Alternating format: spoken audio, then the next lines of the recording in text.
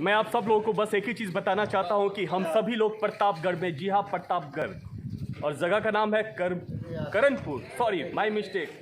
और हमारे साथ में है बहुत ही खास, बहुत ही प्यारे, मतलब आप लोग खुद देख ही सकते हैं, सब प्यारे प्यारे लोग बैठे हुए हैं ना।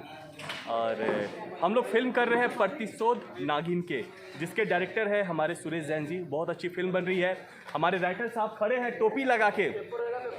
भैया अपना नाम बोलिएगा अच्छे से। सागर परदेसी। चलिए मैं अच्छी आवाज में बोल देता है, हमारे बीच में है सागर परदेसी। एक जोरदार ताली हो जाए। हमारे लल्लू भैया के लिए भी ताली हो जाए। हमारे भौजाई के लिए भी ताली हो। अरे दादा रे मरवाएगा रे भाई।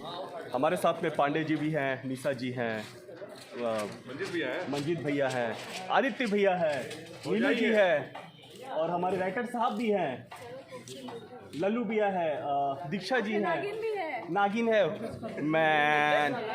तो ये परदेसी जी है। परदेसी जी के लिए गाना है। कौन सा गाना है? मेरा दिल ले गया, यही ना?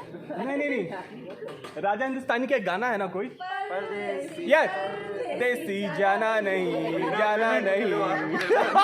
पेमेंट क्लियर कर रहा है, तुम अब पेमेंट क्लियर कर रहा।